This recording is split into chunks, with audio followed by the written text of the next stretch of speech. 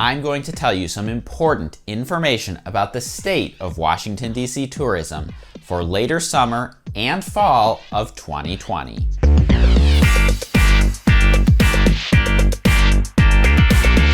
Hello, my name is Rob. I'm a tour guide and the founder of Trip Hacks DC Tours. On this channel, I share my best tips, tricks, and hacks for exploring Washington, D.C. So if you're interested in that sort of thing, make sure to subscribe to the channel and hit the bell notification icon so that you don't miss anything in the future. And after you're done watching Trip Hacks DC videos, head on over to triphacksdc.com for even more. As we enter August 2020, the Washington, D.C. tourism industry is still hurting from the coronavirus. While some things have started to reopen, there are still a ton of important details and caveats. So make sure you watch all the way to the end of the video so you don't miss any of these important details. And then leave me a comment and let me know how you're feeling about the state of travel and tourism in 2020. With that said, let's get started. First, we have to talk about two mayor's orders that relate to the pandemic. The first is Mayor's Order 2020-080,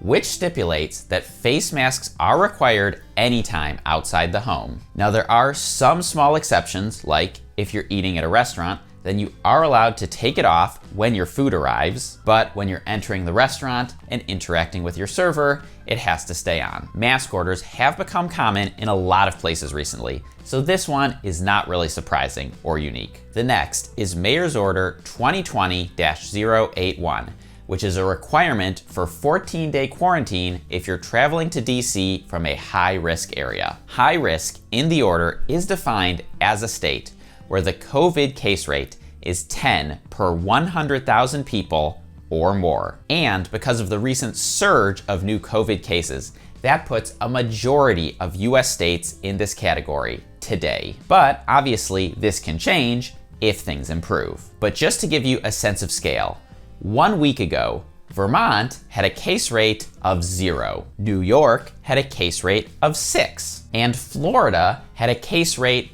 over 50. Now, both of these mayor's orders are in effect until October 9th. So, with that covered, let's run through some of the different sectors of the DC tourism industry and see where everything stands. First, let's cover hotels. Hotels have always been considered an essential business, and hotel rooms have been available this entire year. However, I will note that not every hotel in DC is open right now. There are a little over 30,000 hotel rooms in Washington, DC. And given the steep decline in travel and tourism, we definitely don't need that many this year. So hotel brands have started to consolidate their operations to limit the number of rooms on the market. Practically, what this means for you is that if you want a hotel room, you can get a room. But you might not get the kind of crazy cheap deal that you would otherwise expect given the circumstances. Okay, next let's do public transportation, which I'm going to keep short because I just did an entire video about riding metro and buses during the pandemic. Metrorail, Metrobus, and DC Circulator Bus are all operating. However, there are fewer trains, fewer buses, and shorter hours. So it's extremely important to check the Metro website before your trip, because as more people start to ride, they will expand service levels. But again, if you want more details about public transportation, I will leave a link down in the description to my video on this exact topic. So let's turn to restaurants. Restaurants are currently allowed to operate outdoor seating with tables at least 6 feet apart, and indoor seating at up to 50% capacity with tables at least 6 feet apart. Now, I have to admit, I have not personally dined at any restaurant, either indoors or outdoors, since the pandemic started. I personally would only sit outdoors if I was going to go. But I also know how much restaurants are hurting right now, so I have been trying to order takeout when I can. If you're curious and haven't seen it yet, I did a takeout challenge where I ordered takeout from restaurants every day for a week. Just like the others, I'll have a link to that video down in the description. Next, let's turn to museums, a major sector of DC tourism. Museums are currently allowed to operate at a limited capacity, which is 5 guests per 1,000 square feet, not to exceed 50% of total capacity. And remember, DC is taking a phased approach to reopening. I made an entire video about the phases back in May. In that video, I said that museums would be allowed to reopen once we reach phase 2. Now, unfortunately, some people misinterpreted that to mean that on the first day of this phase, all the museums would open their doors right back up. And that is just not what's happened. Just because they are allowed to open does not mean that they are compelled to open. The first museums to reopen were the private museums, the Spy Museum, the Bible Museum, and Art Tech House. The first museum to reopen on the National Mall is the National Gallery of Art. But for now, they've only opened the West Building. The first Smithsonian museum to open was the Air and Space Museum's Udvar Hazy Center near Dulles Airport in Virginia. Now that one to me makes sense because it's huge with tons of space to spread out. And if it counts, the Smithsonian's National Zoo also reopened. At least for now.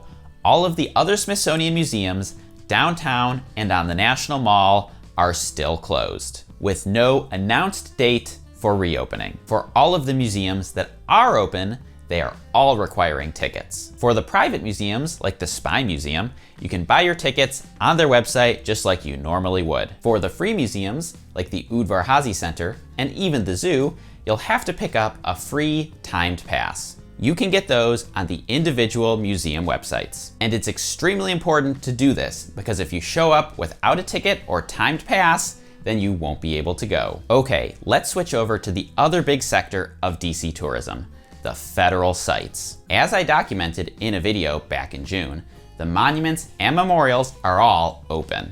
And they have some of the smallest crowds that I have ever seen in my life. Indoor sites are almost entirely closed. That includes the National Archives, Library of Congress, Capitol Visitor Center and Capitol Building, the U.S. Botanic Garden, the old Post Office Tower, the inside of the Washington Monument, and White House tours.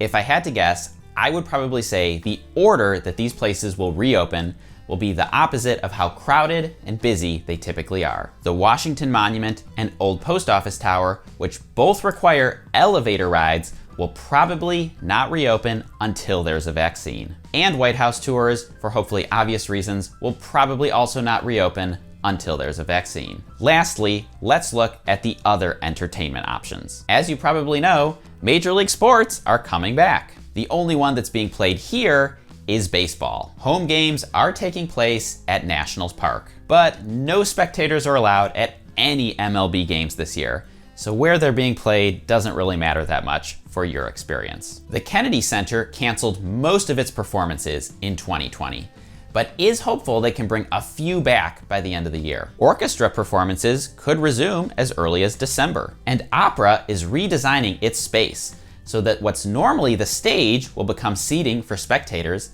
and what's normally the hall will become the stage. So that's pretty different. Small music venues are pretty much not gonna come back until there's a vaccine. The owner of the Black Cat, which is one of the venues mentioned in the Trip Hacks DC podcast about live music, has said that in order to maintain physical distancing, he would have to limit the number of tickets sold so much that he couldn't run a show profitably. Unfortunately, I think this applies to many small venues, so it's going to be a while before those small, intimate concerts come back. And lastly, I want to say that none of this is guaranteed. In June and July, a lot of places learned the hard way that cases can and will go up if reopening is not done carefully and safely. But that's all I have to say about that at this time. And hey, if you made it this far, then I highly recommend another Trip Hacks DC video. So go ahead and click or tap right over here to watch the next one. And if you're coming to town and want to check out the Trip Hacks DC guided tours,